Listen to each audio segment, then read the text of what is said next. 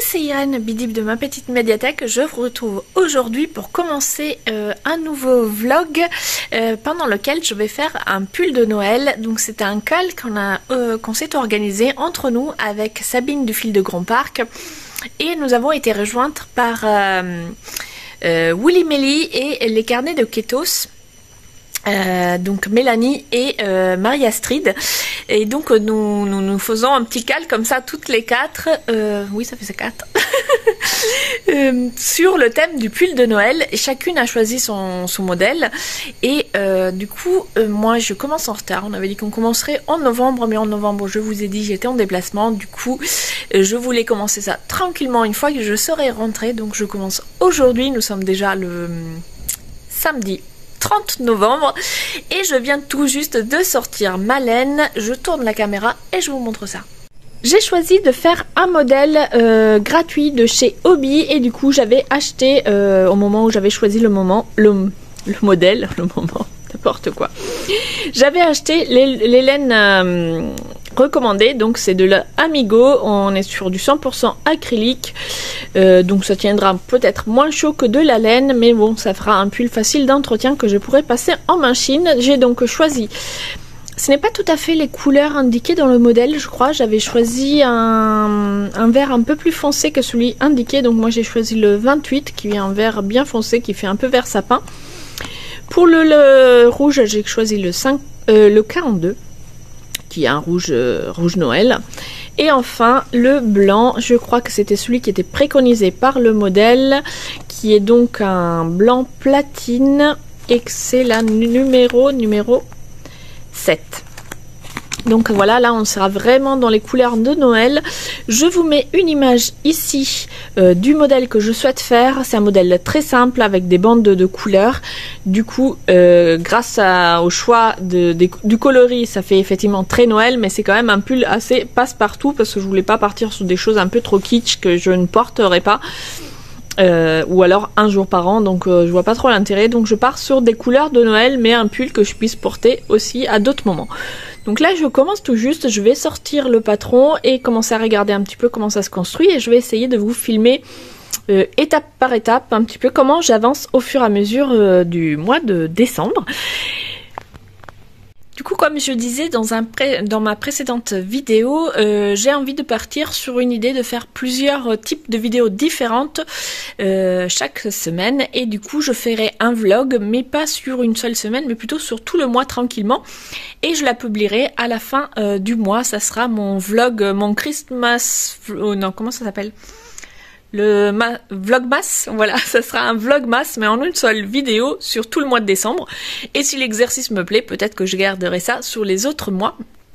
Donc je commence aujourd'hui ce vlog, mais avant que le vlog ne sorte, j'aurai sans doute publié une autre vidéo podcast classique avec un petit bilan de novembre et sans doute peut-être aussi une vidéo inspiration, mais pour ça on verra plus tard. Pour l'instant, je vous laisse et je vais commencer ce pull. Coucou, je vous retrouve, nous sommes déjà le 2 décembre et je rentre du travail. Vous voyez la super coiffure rentrée du travail, la chemise de travers, j'arrive pas à la caler. J'ai mon petit pull à rayures en laine, c'est nickel pour cette saison. Et je vais reprendre donc le pull de Noël dont je vous parlais la dernière fois. Et donc je me suis dit j'allais à chaque étape vous remontrer où j'en suis, donc je tourne la caméra et je vous montre. Voici le résultat du premier jour. J'ai vraiment pas beaucoup avancé, j'ai 4 rangs, seulement 4 rangs en fait le rang de montage. Enfin non, pas le rang de montage. Le rang de montage, on fait une chaînette, tout ce qui est de plus basique. Mais après le premier rang, ici, je me suis reprise à plusieurs reprises parce que je comprenais pas très bien le raglan. C'est moi, j'ai pas bien lu. Et du coup, je ne sais pas pourquoi. Au début, je pensais qu'on faisait ce petit trou avant, donc j'ai fait une première fois, puis le compte n'était pas bon, j'ai défait, j'ai refait, j'ai défait, bref, j'ai refait le premier rang 3-4 fois, mais c'est un petit peu mon souci, à chaque fois que je commence un nouveau pull, le premier rang, je mets 2 heures à le faire. Du coup, ben forcément, la première journée, je n'ai que 4 rangs. J'aime bien ce petit raglan. Donc le petit jeu est tout simple, hein, c'est-à-dire qu'il y a une augmentation classique ici avec, je peux vous donner les détails, de toute façon c'est un modèle gratuit. Donc c'est une bride, 2 mailles en l'air et une bride pour faire chaque augmentation.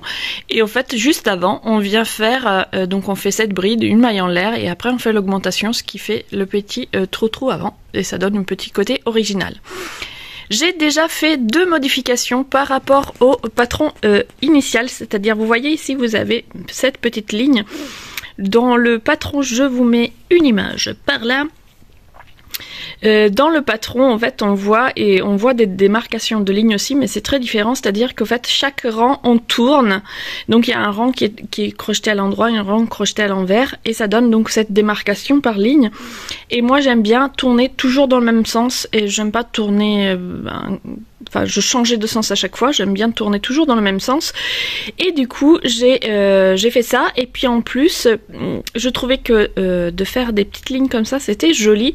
Donc pour faire ça, tout simplement, au lieu de piquer comme on fait d'habitude, je tourne pour vous montrer mieux.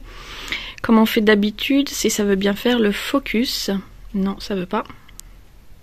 Voilà, ici, normalement, on vient piquer sous les 2 boucles et en fait moi j'ai tout simplement piqué que dans la boucle arrière, ce qui fait que la boucle avant forme cette petite ligne tout simplement.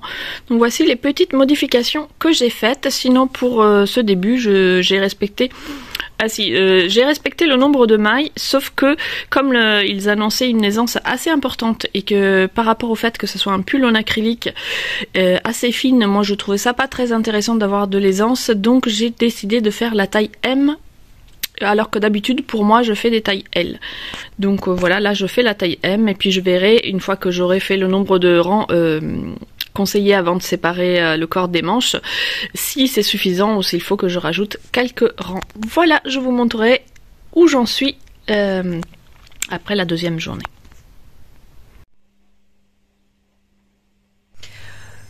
Coucou, nous sommes je sais plus, le 3.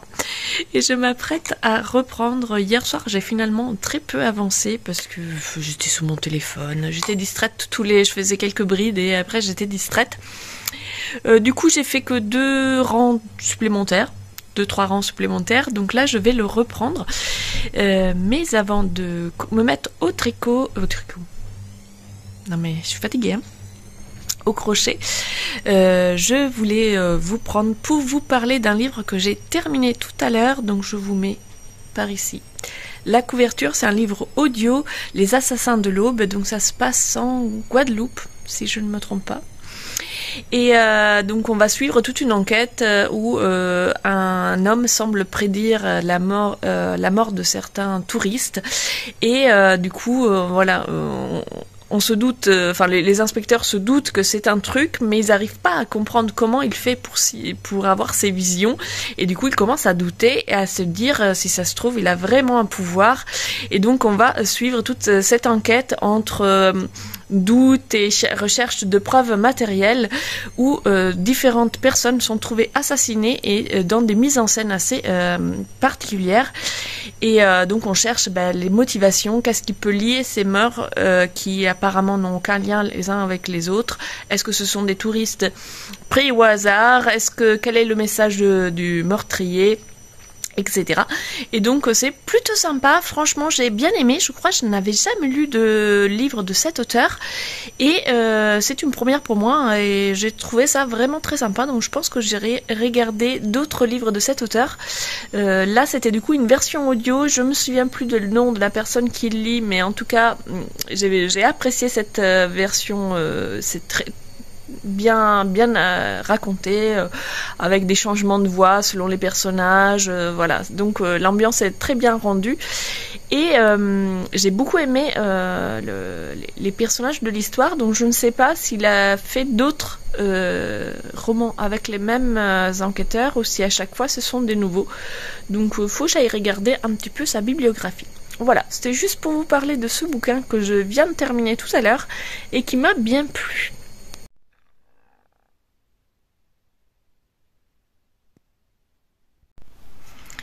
Coucou, je voulais vous reprendre aujourd'hui. Je suis chez moi, comme vous pouvez voir derrière ma bibliothèque, une de mes bibliothèques, et je voulais vous parler justement d'un livre. Je ne l'ai pas encore tout à fait fini, mais j'y suis presque. Voilà, je suis au moment du dénouement. C'est Le suaire de l'archevêque de Peter Tremen. Donc c'est un tome 2 d'une série que dont j'avais déjà parlé sur cette chaîne. C'est donc des policiers, mais nous sommes au Moyen-Âge, en 600 et quelques, et on suit deux enquêteurs qui appartiennent à l'église, une sœur qui vient de l'église d'Irlande et un moine qui vient lui des royaumes saxons. Et dans le premier tome, on assistait à je sais plus comment on appelle, enfin bref, une réunion religieuse pour décider si dans les royaumes saxons on allait suivre ou non le dogme irlandais ou le dogme de Rome. Finalement, je vous spoile rien parce que ça c'est l'histoire avec un grand H, c'est le dogme de Rome qui l'emporte. Mais pendant cette réunion donc très importante d'un point de vue religieux, il y a un meurtre et sœur Fidelma est chargée de cette enquête avec le moine Edulf, je ne sais, impossible de prononcer le nom saxon. Ils vont devoir enquêter ensemble sur ce meurtre pour savoir si ça a un lien avec du coup la situation politico-religieuse ou pas du tout. Et j'avais beaucoup aimé ce roman, du coup j'ai eu envie de continuer la série. Et dans ce deuxième tome, donc on retrouve les deux mêmes personnages, mais cette fois ils sont à Rome. Donc on va découvrir la Rome de 600 et quelques, je ne sais plus exactement. Ce n'est pas marqué dans le résumé, mais en tout cas voilà, nous sommes du coup 7e siècle. À chaque fois, je sais plus dans quel sens il faut faire. Donc 600, c'est le 7e siècle. Et donc j'ai trouvé d'un point de vue historique, c'est très intéressant de voir comment Rome était à cette époque. Du coup, nous sommes encore une fois dans les intrigues politico-religieuses du Vatican. Et donc l'enquête est très chouette et j'ai bientôt fini. Donc si vous aimez les romans historiques et les romans policiers, je vous conseille cette série. Elle est vraiment chouette.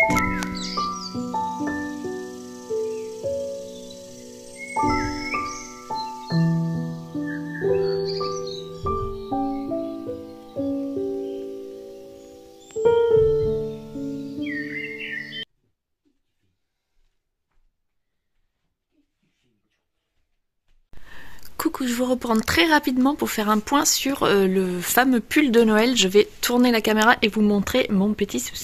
Alors j'en suis là, hier j'ai fait la séparation du corps et des manches et en fait je vous ai dit je faisais la taille M et quand on regarde le patron il faut commencer à changer de couleur au 18e rang je crois et avant de séparer le corps des manches c'est au 20e rang. Or moi j'en étais qu'au 16 ici. Dernier rang blanc c'était le 16e rang et puis je me disais quand même il est vachement grand le raglan, je le teste sur moi et c'était déjà très très grand. En plus le raglan il part vraiment comme ça en biais, ce qui fait que là j'étais déjà loin de mon aisselle et du coup je me suis dit mais c'est bizarre, je vais mesurer quand même l'échantillon et en fait j'ai pas fait d'échantillon parce que j'utilisais le fil recommandé, le patron a été créé exprès pour être tricoté avec ce fil là, donc je me suis dit c'est pas la peine que je fasse un échantillon, il y aura pas grande différence et en fait j'ai carrément 2 brides de différence par rapport à l'échantillon de la designeuse.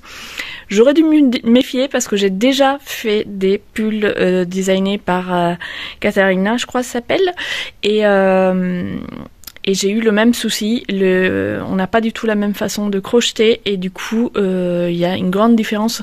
Le pull que j'avais fait, c'était pas du tout la bonne taille et là je me retrouve pareil à 2 brides de différence chaque 10 cm, ça fait quand même pas mal. Du coup arrivé au 16e rang j'étais déjà très très large. Heureusement que j'avais fait qu'une taille M et que je l'ai essayé avant d'arriver au 20e rang, sinon je me serais retrouvée avec un XXL. Donc là j'ai décidé que j'allais pas défaire, hein. Je me suis dit c'est pas grave, je fais mon raccord donc au 17e rang et j'ai décidé de changer du coup tout de suite de couleur pour passer à un rang de rouge et du coup maintenant hop j'ai juste commencé mes premières brides. Du rang suivant, je vais faire une alternance, un rang rouge, un rang blanc pendant quelques rangs. Du coup, je ne sais pas pendant combien de rangs, puisque je suis plus trop dans les... J'ai pas le même nombre de rangs que le patron original, donc je laisserai sur moi au fur et à mesure. Ici, j'ai décidé de rajouter le nombre de mailles indiqué sur le patron.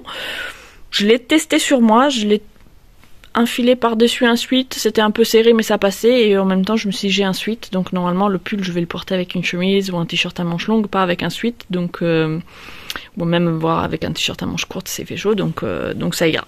Ça va faire quand même un pull large, donc voilà, si vous avez envie de faire ce pull, même si vous utilisez le fil préconisé, faites quand même un échantillon, ou alors mesurez l'échantillon dès les premiers rangs, pas comme moi quand j'en ai déjà 16, parce que moi je me suis fait avoir. En tout cas, bon, c'est pas très grave, hein. De toute façon j'ai l'habitude de faire des pulls en raglan, hein, donc je l'ai fait d'habitude sans patron, donc là c'est pas bien grave, je m'en suis rendu compte à temps, et donc je vais continuer comme ça et faire un petit peu ma version de ce pull et pas vraiment suivre à la lettre le patron.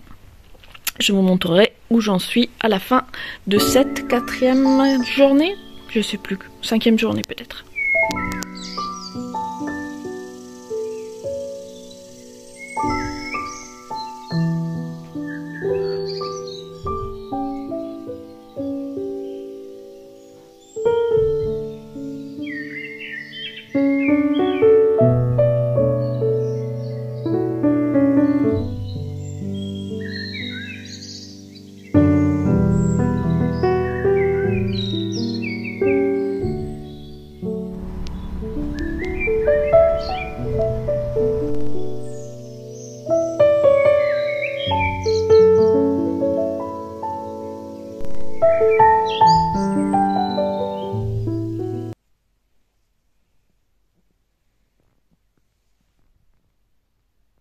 Coucou, nous sommes déjà le vendredi 13 et je ne reviens face caméra que maintenant. Je voulais faire là, vous voyez, je suis en suite et tout, je m'apprête à aller au sport, mais j'ai un quart d'heure devant moi. Du coup, je me suis dit j'allais faire le point sur le pull de Noël que j'ai bien avancé.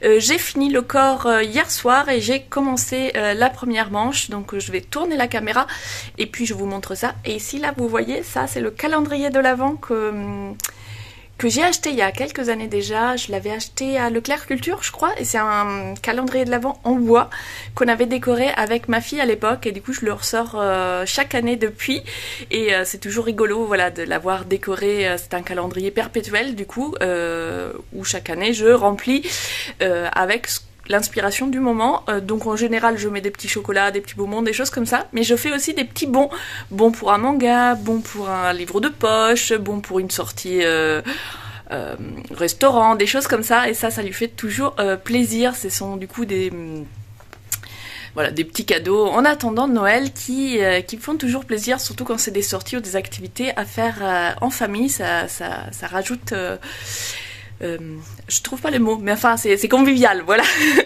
Bon allez, et là hop, vous avez aussi le sapin. Je vais retourner la caméra et vous le montrer. Voilà, vous avez là le fameux... Ah non, du coup ça fait le point sur mon doigt. Donc le calendrier de l'Avent. Ici vous avez des petites décos au crochet, je vais vous montrer de plus près. Et notre fameux sapin, je voulais sur le blog filmer le moment où on a fait le sapin. Mais il s'avère que il y avait très peu d'enthousiasme autour de moi pour cette décoration. Et j'ai dû un peu insister. Du coup, bon, il est un peu... voilà, il a été décoré très vite. Il n'est pas super beau, mais j'aime bien avoir quand même un petit sapin. Et vous voyez, il y a déjà des cadeaux avec les super emballages carton d'expédition, mais ça commence déjà à se remplir. Donc je m'approche pour vous montrer les petites décos de Noël que j'avais fait. Celles-ci, je les ai pas faites cette année, hein. C'est des décos que je ressors tous les ans. Et même que parfois j'oublie d'enlever. Donc par exemple cette étoile, elle était restée très très très longtemps. Et voilà les petits sapins comme ça décorés. Donc voilà où j'en suis du pull. Hier soir j'ai fini les côtes, je vous approche la caméra. Donc c'est des côtes qu'on construit dans ce sens là. On fait des allers-retours comme ça et on vient s'accrocher au fur et à mesure. Ça rentre très bien et puis finalement ça a avancé assez vite avec un crochet numéro 4. Donc ici vous voyez j'ai toujours gardé cette idée de piquer que la boucle arrière, comme ça fait une petite ligne. Ici par rapport au modèle d'origine, je vous avais dit j'avais changé l'ordre des lignes, il me semble que je vous en ai parlé, parce qu'en fait mon raglan, voilà, ça je vous en ai parlé du raglan, je me suis rendu compte que j'étais beaucoup trop large parce que j'avais pas le bon échantillon. Du coup j'ai décalé le nombre de lignes et finalement dans le modèle initial je crois qu'il y en a 5 et moi j'en ai fait 7, voilà, comme ça en concertation avec mon chéri qui trouvait que les 5 c'était pas assez par rapport à comment le pull tombait sur mon corps. Et ici j'ai commencé donc la manche. Pour la manche aussi j'ai fait une petite modification puisque elle nous fait faire une diminution, non, 2 diminutions tous les 2 rangs. Donc on fait un rang sans diminution, un rang avec diminution, un rang etc. Et moi j'avais envie d'avoir une manche plutôt large, donc ce que j'ai fait c'est au deuxième rang j'ai quand même fait une diminution et après je vais pas faire de diminution, je vais faire une manche droite que je viendrai resserrer juste avant le poignet. Donc voilà, je vais faire une première manche, voir ce que ça rend et si ça me plaît je ferai la deuxième. En tout cas ça avance assez vite, donc j'ai bon espoir de l'avoir pour Noël.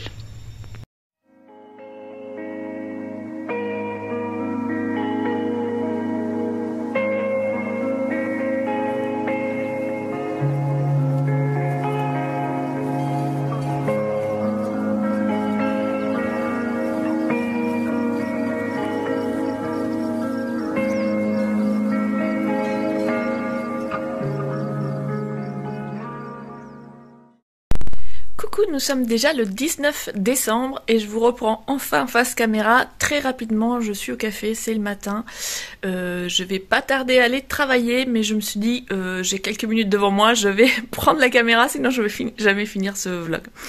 Alors vous êtes en équilibre, je vous tiens avec ma main, j'ai mis des coussins pour pas trop fatiguer le bras, donc c'est pas une prise de vue extraordinaire, mais bon voilà, c'est le matin.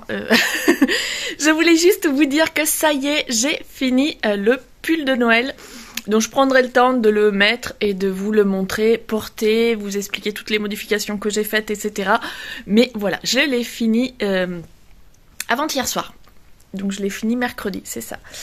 Donc je suis très contente parce que je l'aurai pour Noël et j'ai repris du coup un projet que j'avais mis un petit peu en pause parce que je m'étais concentrée vraiment, du coup je l'ai fini en une quinzaine de jours le pull, mais j'étais pratiquement mono en cours sauf pour le train où j'ai amené un autre tricot dont je vous parlerai plus tard. Mais là ça y est, j'ai fini, je peux me réatteler à ce projet qui est donc un pull, hop, j'essaie de montrer comme ça. Qui est donc un petit pull pour ma fille, c'est le Carta raglan, comme vous voyez ce n'est pas en rond, donc ça me change de la façon de faire habituelle, je préfère faire des pulls en rond, mais là c'est un pull pour ma fille adolescente, et du coup voilà, les ados ont leur goût très arrêté, et je me vois pas passer 70 heures à tricoter un pull pour qu'à la fin elle me dise non, je le porterai pas, donc on a passé un long moment pour qu'elle trouve un modèle qui lui plaise et elle avait trouvé celui-là qui se trouve être tricoté à plat. Du coup j'aurais sans doute pu l'adapter pour le faire en rond avec un peu d'expérience, mais le patron déjà est très succinct, c'est-à-dire qu'il y a un schéma et des nombres de mailles, c'est tout. Et je me suis dit j'ai quand même pas assez d'expérience pour l'instant au tricot pour me lancer dans une adaptation d'un patron aussi peu détaillé. Du coup je fais déjà, j'essaye de faire le pull tel qu'il est prévu et voir ce que ça donne.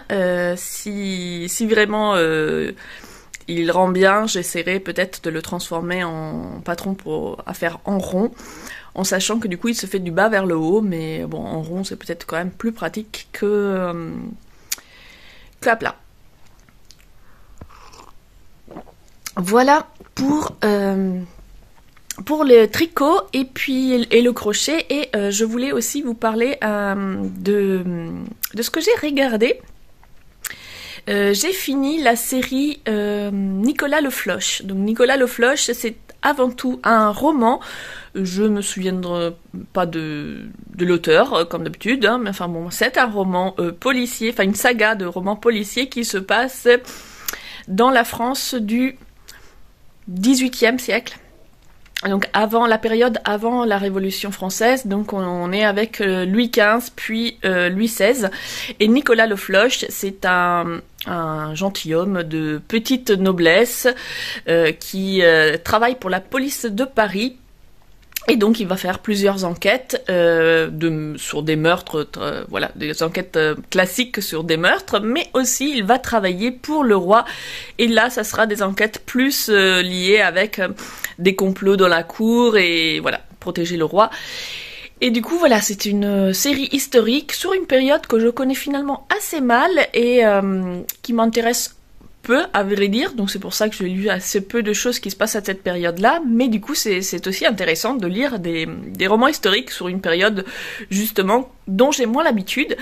J'avais découvert le roman sur le dernier tome, qui du coup j'ai découvert en audio. Si ça vous intéresse, je vous avais en barre d'infos le lien vers mon blog, et j'en avais parlé sur mon blog. Je vous laisse faire, il y a une barre de recherche, vous mettez Nicolas Le Floch et vous tomberez sur la chronique, parce que je sais plus de quand elle date. En tout cas, j'avais découvert donc le dernier tome qui est écrit par quelqu'un d'autre, parce que l'auteur est décédé et quelqu'un d'autre a repris la suite et a écrit un dernier tome. Je ne sais pas s'il y en a une d'autre depuis. En tout cas, celui-ci, c'était le premier repris par cet autre auteur. Et j'avais bien aimé, mais ça m'avait pas plus emballé que ça. Mais là, je suis tombée sur la série télévisée, donc l'adaptation. Et je me suis dit, allez, ça va me changer un peu. J'en avais marre des séries américaines que je regardais, avec beaucoup de boum boum et pas beaucoup de dialogue. Et du coup, je me suis dit, ben voilà, on a regardé ça, on a commencé avec mon chéri. Et ça nous a fait bien marrer, parce qu'en fait, c'est vraiment, il parle... voilà, ça se passe au XVIIIe siècle, donc ils parlent pas comme au XVIIIe siècle, sinon on comprendrait rien. Mais en tout cas, voilà, c'est à la cour, donc ils ont tous un langage quand même très empoulé, et du coup, ça nous changeait un petit peu des dialogues monosyllabiques des séries d'action américaines. Et du coup, voilà, ça m'a bien plu, d'une part pour le français, pour la langue, vraiment, ça m'a fait marrer. Et puis aussi parce que les enquêtes, elles sont plutôt sympas. Donc c'est combien de saisons, je ne sais plus. Les saisons par contre, je crois qu'il y a 7 saisons. Ou 6, je ne sais plus, mais c'est des saisons très courtes. Il y a 4 épisodes par saison. Les épisodes, je ne sais pas combien ils durent, peut-être 1 heure, je ne sais pas. Mais en tout cas, voilà, ce sont des saisons assez courtes. Et une enquête, en général, elle dure 2 épisodes. Voilà, si vous avez envie d'une série policière historique, Nicolas Le Floch, c'est plutôt sympa. J'ai beaucoup aimé le personnage de Bourdeau, qui est la personne qui travaille avec Nicolas Le Floch. C'est, comment on appelle ça? Bon, je sais plus. Enfin bref, ils sont en duo. Lui, c'est l'enquêteur principal, et puis il a son lieutenant, on va dire. Et c'est un personnage que j'ai trouvé très sympathique, très discret, mais du coup que j'ai beaucoup aimé. Quant à Nicolas, lui, il est plus dans la veine libertine. D'ailleurs, Bourdeau, je crois, c'est le seul personnage qui soit marié et fidèle. Parce que des gens mariés, il y en a plein, hein, mais marié et fidèle, je crois, c'est le seul de toute la série. C'est peut-être pour ça que je l'ai bien aimé. En tout cas, voilà, petite série sympa. Et comme j'étais sur la série française, j'ai enchaîné avec une autre série française, mais pas du tout historique. Toujours dans les policiers, c'est mes séries préférées, les séries policières. Et du coup, je suis en train de re-regarder Profilage, parce que c'était une série que j'avais déjà regardée il y a quelques années. Et du coup là je suis tombée dessus par hasard. Elle est disponible en ce moment sur Prime, et elle va disparaître d'ici à la fin du mois, je crois. Du coup je me suis dit bon allez, je re-regarde, et comme je me souvenais pas du tout des épisodes, voilà, c'est très bien. Donc là on est à Paris de nos jours, du coup c'est une série qui date de quelques années, donc dans les années 2010 je dirais, ou 2000. Et donc une jeune femme va rejoindre la police. Elle est criminologue. Elle a un passé assez compliqué, et du coup une personnalité très particulière, mais en tout cas son travail de criminologue va bien aider l'équipe. Sa difficulté, ça va être de s'intégrer, puisqu'elle est assez spéciale. Et puis j'aime bien, c'est plutôt sympa. Voilà, pour ce qui est des séries, je vois, ça fait déjà 7 minutes que je parle, du coup je vais finir mon café parce qu'il faut que j'aille travailler. On se retrouve plus tard.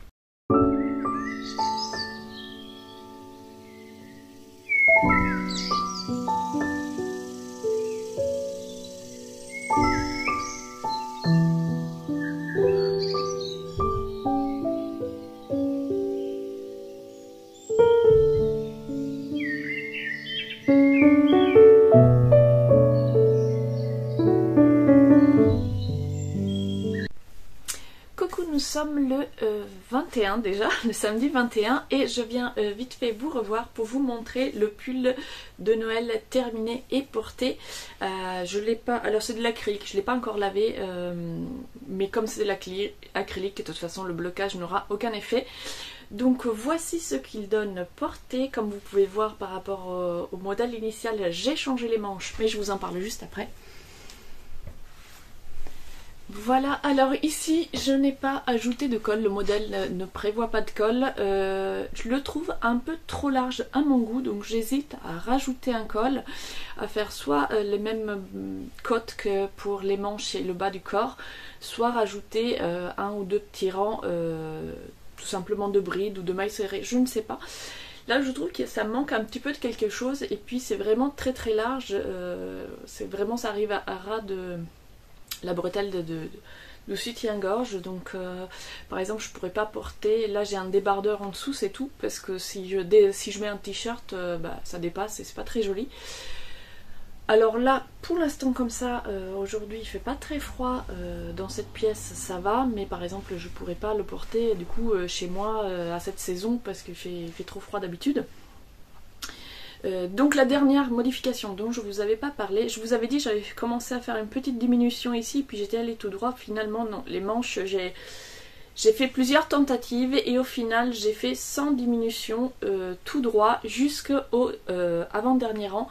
L'avant-dernier rang j'ai fait un rang de diminution, c'est-à-dire que j'ai fait 2 brides ensemble tout le long, et puis j'ai fait des petites côtes comme ça qui sont les mêmes donc que le bas du corps, qui l'ont construit dans ce sens-là. Et ce que j'ai fait, c'est que j'ai fait, donc je suis montée, je suis revenue, j'ai refait une maille coulée au même endroit, puis 2 mailles coulées, et je suis remontée et redescendue, etc. pour resserrer encore davantage, et les poignets tombent pile poil, voilà, ma main passe sans problème, mais ça resserre bien, donc j'aime bien. Donc voilà ce que ça donne. Je pense que peut-être j'aurais pu rajouter 2-3 mailles de plus sous les bras pour avoir un tout petit peu plus d'aisance. J'avais peur qu'il y ait trop d'aisance finalement, parce que comme mon échantillon était pas bon, je suis beaucoup trop large ici. Donc je pense à refaire, soit je monte moins de mailles, parce que là voilà, je pense que comme ça serait beaucoup mieux de monter moins de mailles sur la partie devant et derrière. Pour les manches c'est nickel, mais peut-être quelques mailles de moins, et puis du coup je ferai plus de raglan pour avoir un tout petit peu plus d'aisance. Mais ça c'est un problème d'échantillon, même si j'ai utilisé le fil préconisé, mon échantillon n'était pas correct. En tout cas, je suis plutôt contente du résultat.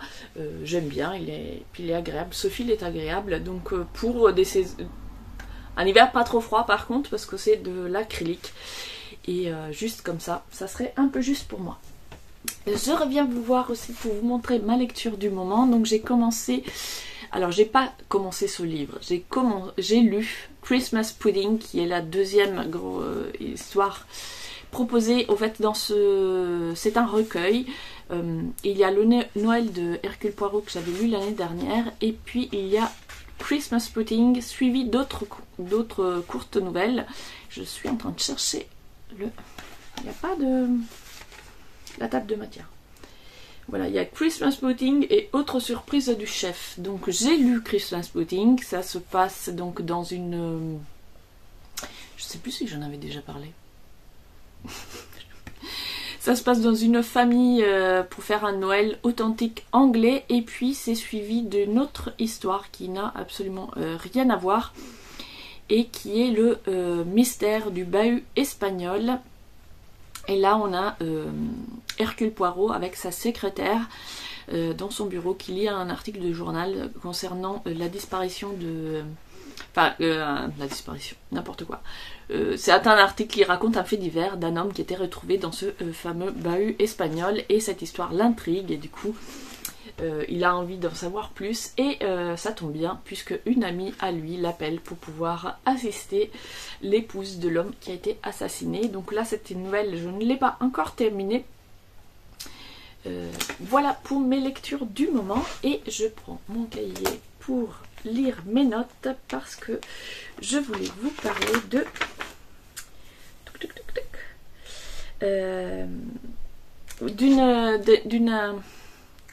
émission, d'une émission que j'ai regardée, du coup je l'ai regardée sur la chaîne YouTube de la chaîne Arte, je ne sais pas s'il est aussi dispo en replay directement sur l'appli de la chaîne. En tout cas, vous le trouvez sur YouTube, c'est Chasseurs de fantômes et néo-sorcières.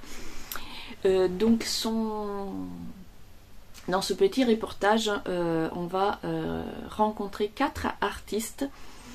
Danny Robbins, Eilung, Ginevra Petrozzi et Catalina Zwirman. Donc ce sont des artistes de différents, il y a des musiciens, des plasticiens, etc. Et autour de cette thématique des chasseurs de fantômes et des néo-sorcières.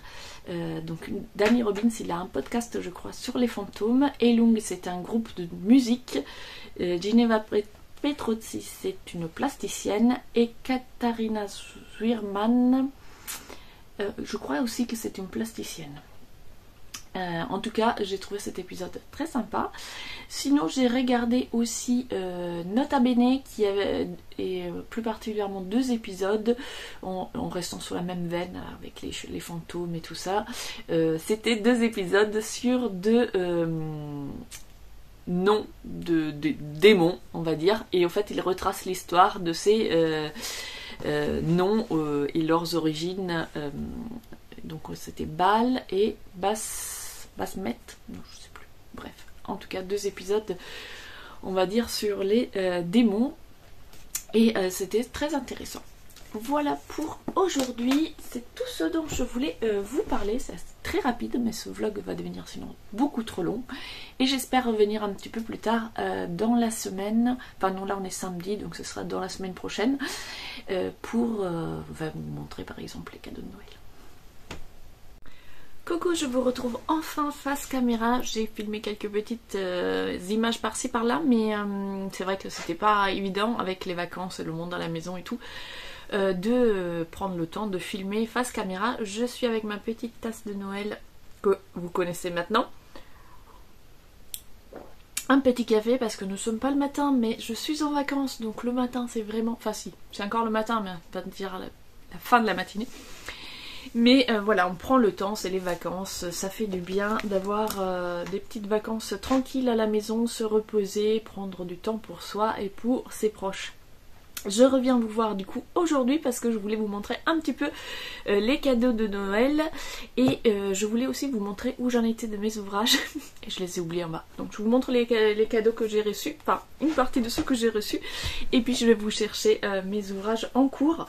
Alors j'ai pris avec moi, j'ai reçu également plein de sucreries, de gourmandises à manger, quelques plantes pour mon potager mais ça je vous en reparlerai plus tard quand ce sera le moment de les mettre en place au jardin et du coup sur ma chaîne jardinage. Si vous découvrez ma chaîne ici, sachez que j'ai une deuxième chaîne qui s'appelle le jardin de Bidib et qui est entièrement consacrée à mon jardin. Je suis pas très régulière mais voilà, si vous avez envie de voir à quoi ressemble mon jardin, vous pouvez aller faire un tour.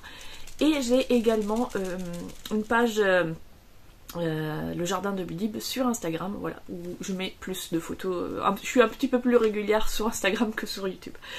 Ici du coup j'ai choisi de vous parler que de mes cadeaux livresques et laineux.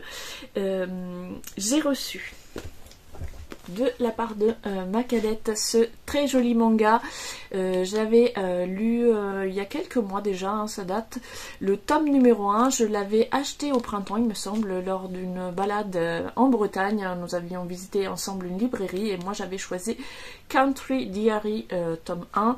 Je vous l'avais d'ailleurs montré sur mes vlogs et elle m'a offert donc le tome numéro 2 de cette série très cosy. C'est une tranche de vie de ce jeune homme là, c'est un professeur d'université qui a décidé de tout quitter, de quitter Tokyo et de partir vivre à la campagne. Il va faire la rencontre de ce jeune homme qui lui est un jeune homme du cru qui avait des vues sur une belle maison de campagne qu'il voulait acheter pour faire sa ferme, sauf que le professeur est passé avant lui.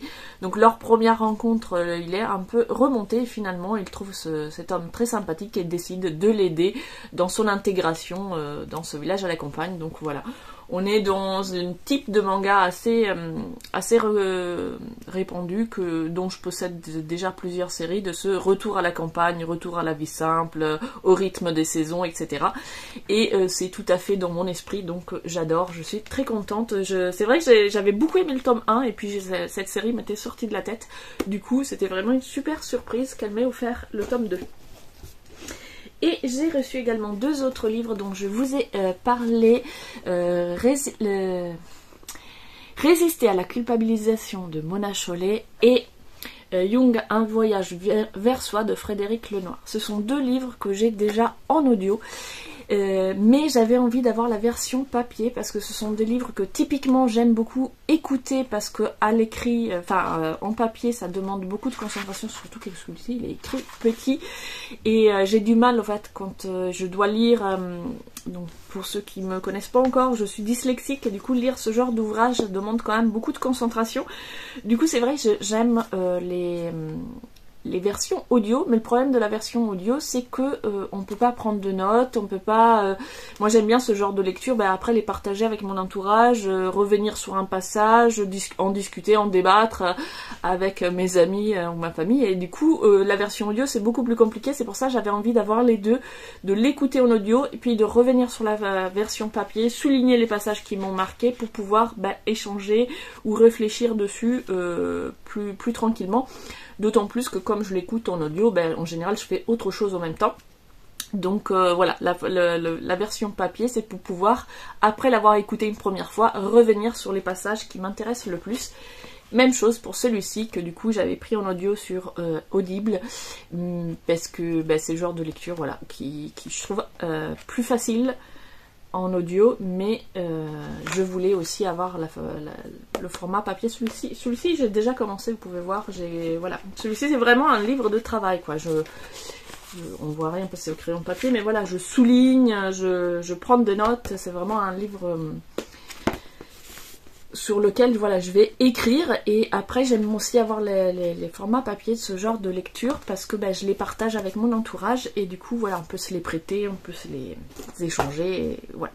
Pourquoi j'avais demandé au Père Noël des livres que j'ai déjà en audio. Petite gorgée de café avant de passer au cadeau laineux. J'ai demandé à mon chéri le kit pour faire le pull. Vous avez reconnu le logo d'Hélène Delphine. Le pull Emily. Alors, comment il s'appelle? Le pull Emmeline en laine Lainora Deka, donc de laine Delphine. Donc je vous montre la première page, c'est ce pull là. Donc dans le kit, on a le patron et 4 écheveaux. Donc hop, 3 écheveaux en couleur neutre.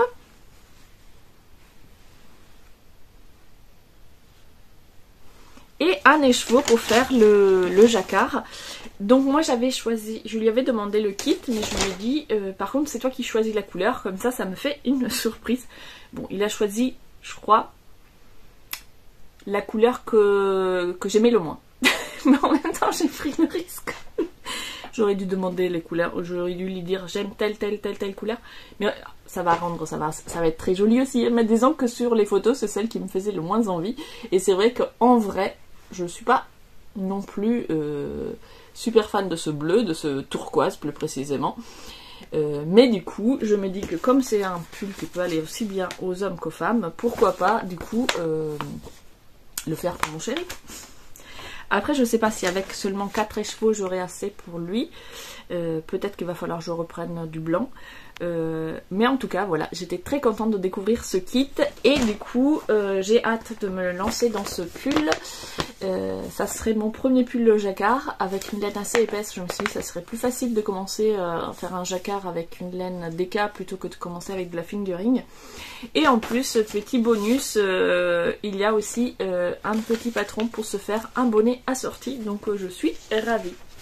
Alors après, je me suis dit peut-être pourquoi pas garder le bleu pour faire le bonnet et me prendre un écheveau d'une autre couleur pour faire le jacquard du pull. Parce que je sais pas moi si... Bon, c'est joli cette couleur, hein, mais je sais pas. C'est pas ce que j'avais en tête, quoi. Après, je sais pas, est-ce que ça m'irait bien? Ça va, hein. c'est plutôt bien.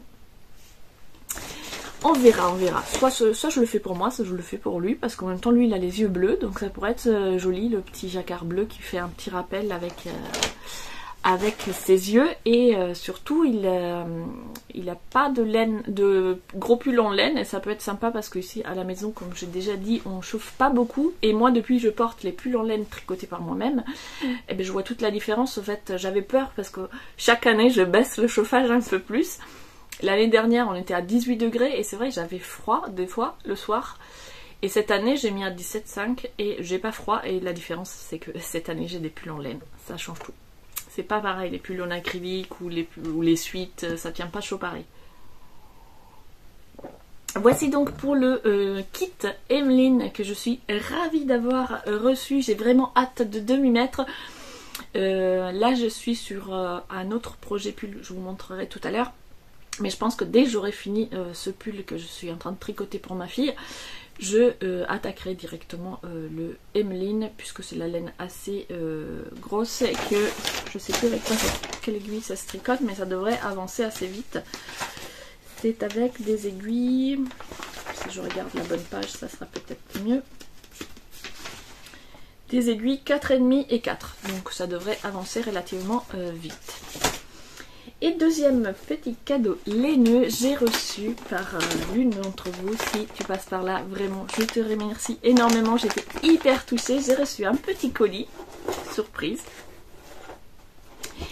Et dedans, il y avait un petit calendrier de l'après et ça m'a fait vraiment trop plaisir. Alors j'adore ce petit sachet, je vais le récupérer je pense. Bon, j'ai un peu déchiré, le scotch est un peu déchiré, mais ça resservira pour faire un des petits cadeaux.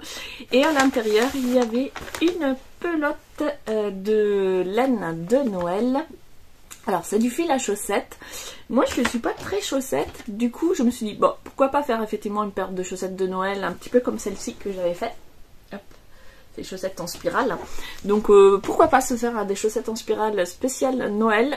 Mais aussi je me suis dit j'aime bien le fait que la laine change de couleur tout seul pour se faire peut-être un jacquard avec un motif géométrique. Comme ça le changement de couleur pourrait amener de la variété sans qu'on se prenne la tête à avoir des jacquards à 2, 3, 4 fils. Ça pourrait être rigolo. J'ai pensé du coup à l'associer avec le kit de laine verte que je vous avais déjà montré. Bon, si je casse mon kit, je pourrais plus faire ce que j'avais dit je ferais avec. Mais pourquoi pas prendre le vert sapin pour faire un jacquard avec celui-ci. J'ai 2 écheveaux de vert sapin. Et de garder les 2 autres couleurs pour faire du coup le... Comment j'avais dit qu'il s'appelait le... Je sais plus, enfin bon bref. Vous regardez ma vidéo sur les pulls à 3 couleurs en laine fine et vous verrez de quoi je veux parler. En tout cas, voilà, la première idée qui m'est venue à l'esprit, plus que des chaussettes, c'était de m'en servir pour faire un petit jacquard. Donc affaire à suivre, de toute façon ça sera plus un projet pour l'hiver prochain, ça me laisse du temps pour choisir quel type de projet, donc soit des petits accessoires, pourquoi pas éventuellement un bonnet avec un jacquard, ça sera peut-être plus facile à faire qu'un pull, ou des gants, des mitaines, des choses comme ça, ou alors effectivement pourquoi pas des chaussettes de Noël. Au rythme où moi je fais des chaussettes, il faudra que je m'y mette au mois d'août si je veux les avoir pour Noël. Et dans ce petit calendrier de l'après, j'ai aussi ouvert mon deuxième paquet qui contenait cet objet qui sert à mettre. Hop, on met la pelote comme ça. Je sais pas si je vais y arriver, c'est une grosse pelote ça, mais c'est pour vous montrer à quoi ça sert. Hop, on met sa petite pelote comme ça. On peut la mettre autour des poignets et comme ça, par exemple, quand j'irai faire mes séances de tricot ou crochet golf, je pourrais avoir ma pelote sur ma main et les mains libres pour pouvoir soit tricoter une paire de chaussettes, soit crocheter quelque chose. C'est vrai que j'étais partie dans mon esprit... Oh. C'est pas grave. C'est pas grave. On remet dedans. J'étais partie dans mon esprit sur du tricot, plutôt soit un jacquard, soit des chaussettes, mais pourquoi pas aussi m'en servir pour faire quelque chose au crochet. Du coup, au crochet avec ce type de laine, je partirai plus sur un... Je trouve pas mes mots. sur un accessoire. Peut-être une petite sacoche, un petit sac, un porte-monnaie ou quelque chose comme ça. Je ne sais pas, à voir. Ou peut-être même des chaussons, effectivement, pourquoi pas des chaussons de Noël au crochet. Voilà, c'est un calendrier de l'après. Il y a plein d'autres petits paquets avec par exemple des petites gourmandises dans ces adorables petites maisons. Je suis super touchée, c'est vraiment très chouette. Donc voilà, si tu passes par là, merci encore. Je t'ai remercié en privé, mais je tiens à te remercier ici aussi.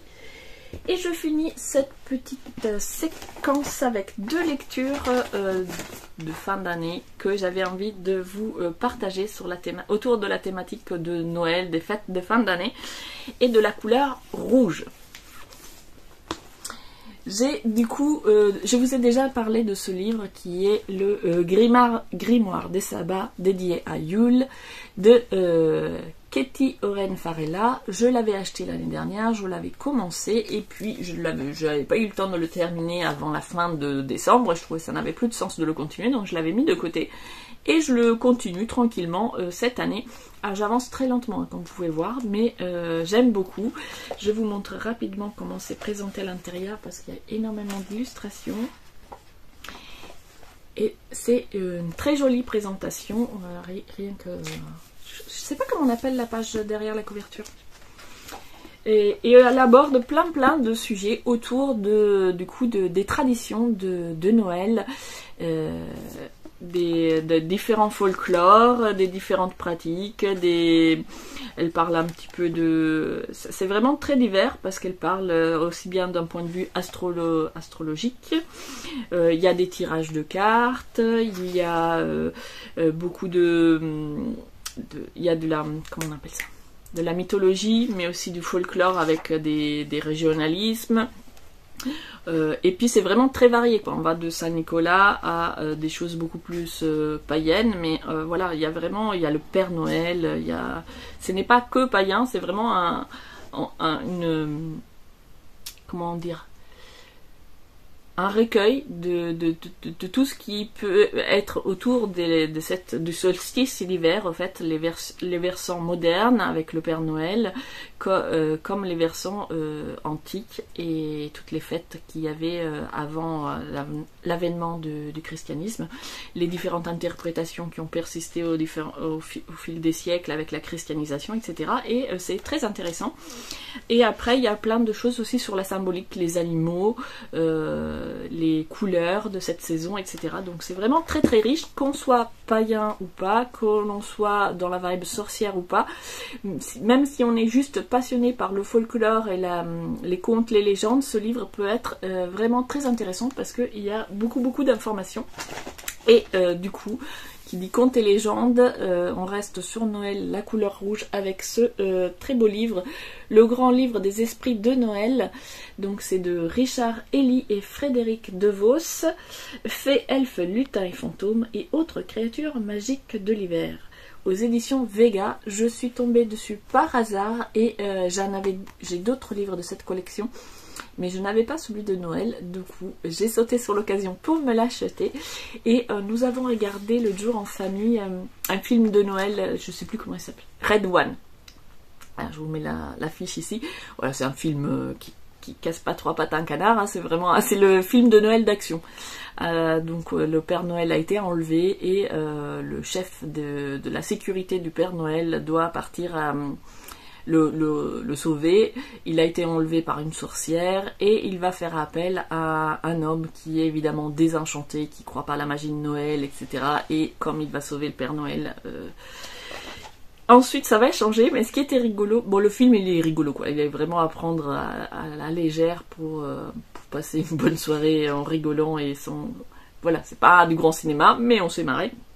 Et ce qui est sympathique, c'est que dans ce film, en fait, il parlait de deux créatures mythologiques liées à Noël et le Krampus. J'en avais déjà entendu parler. Alors, je trouve qu'il faut un peu un amalgame entre le Krampus et le Père Fouettard, puisque dans le film, Krampus est une seule personne et c'est le frère du Père Noël. Or, les Krampus sont des créatures mythologiques, mais liées aux festivités de Noël, mais qui sont plurielles. Et le père Fouettard, il n'y en a qu'un seul. Donc là, il y avait un peu un amalgame entre ces deux personnages mythologiques, mais il y avait un autre personnage, cette fameuse sorcière dont j'avais jamais entendu parler, et je l'ai retrouvée dans ce livre, donc j'étais ravie de la découvrir, et donc ce n'est pas vraiment une... Là aussi, il y a de l'amalgame dans le film, c'est quand on nous dit que c'est une sorcière, et après on nous dit que sa véritable forme, c'est une ogresse. Bon, du coup, c'est pas une sorcière en fait, c'est une ogresse. Mais c'est une ogresse, effectivement, du folklore scandinave. Ah, j'essaye de la retrouver. Grilla. Page 65. La voici, la voilà, c'est ça. La dame ogresse.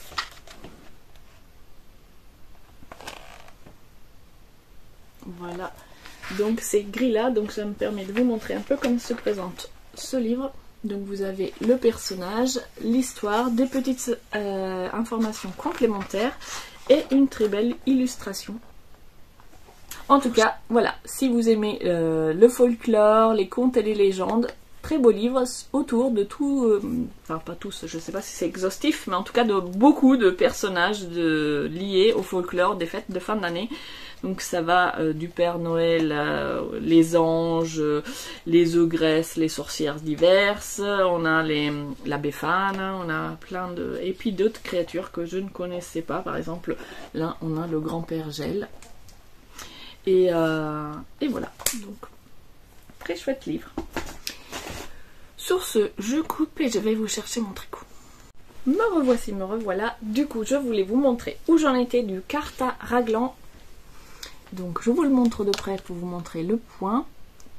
Très joli, j'aime beaucoup. Je tricote ça avec une méga boule. La méga 100% acrylique Everydays de chez Hobby. Donc là nous sommes sur du 400 grammes pour 1400 mètres. Préconisé pour des aiguilles numéro 4 ou un crochet numéro 5. Alors moi ce fil là avec un crochet numéro 5 c'est même pas la peine, hein. Moi il me faudrait plutôt un crochet 4 voire 3 ou 3,5 au moins. Et comme aiguille effectivement j'utilise du 3,5 et je suis dans la bonne jauge, hein. Donc voilà. Donc je vous montre, alors j'en étais pas là la dernière fois, je vous ai montré, j'en étais ici, voilà, un petit anneau marqueur.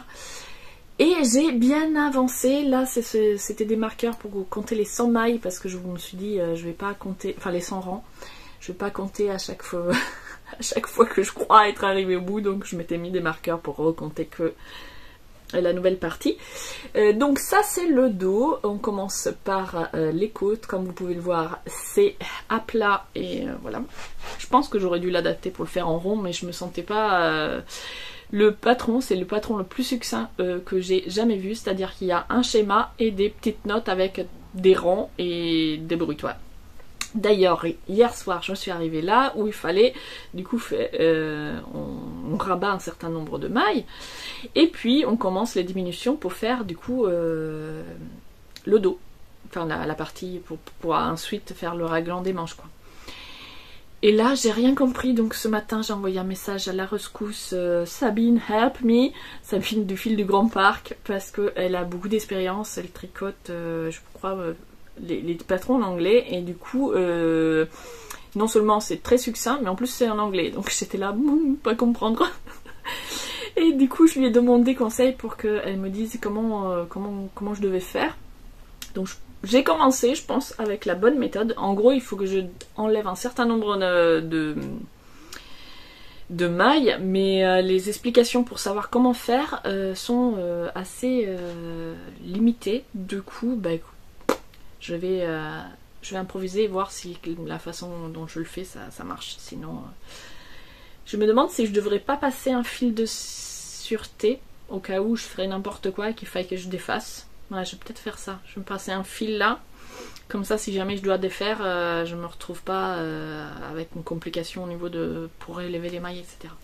Ici, j'ai fait une petite erreur. Je sais pas si on la voit. On voit un petit peu, mais ça va. Ça se voit pas trop. Donc